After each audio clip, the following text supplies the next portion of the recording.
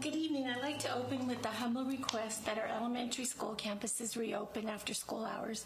They've been locked up since early 2020, and it's time to let us taxpayers who are entitled to enjoy the use of the campuses with their families, and we have for many years prior to COVID shutdown. With the upcoming spring and summer breaks, it's time to reopen for the benefit of our health and well-being. At the least, would you please start here? In the past, I've addressed our concerns, and tonight I'm very delighted that we will be stopping that. According to our local CDC. Well, I've addressed that, and then next I did reflect back on my own life and applied CRT and ethnical studies to imagine how different it may have turned out, my life.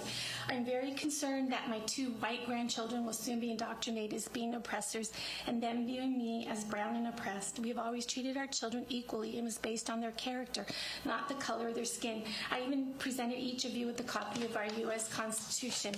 And lastly, I addressed that I was so very proud to see several GHS students come to speak at the 1025 meeting. They supported your positions. Though I didn't agree with them, it's very important to uphold our freedom of speech. However, I personally thought it was a setup of your views because at the closing statements at that meeting, every one of you commended the students. And sadly, not one of you commended Jack McDonald, a junior who was the only student to speak at the 1011 meeting. He courageously shared his viewpoint regarding the negative effects of the mask and vaccine mandate, CRT, being viewed as an oppressor.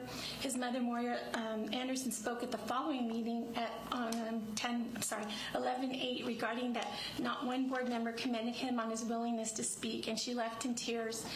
Recently, while reviewing the videos, to my surprise, I discovered Alex Thomas, a senior at GHS, a water polo player and vice president of Turning Point USA, who was the first to speak at the 927 meeting.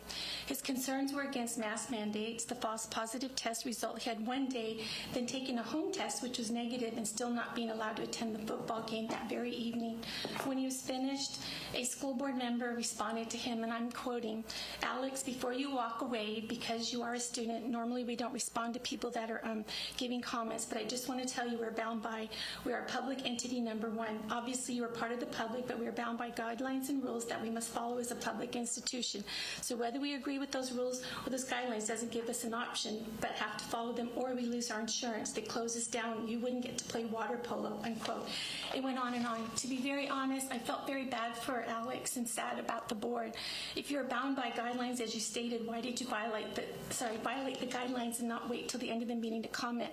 My hope is that in the future, the board will acknowledge and commend all students who speak. It should not be based on the content of their speeches, but rather they exercise their First Amendment rights, and every one of them should be treated equally. Thank you. Thank you.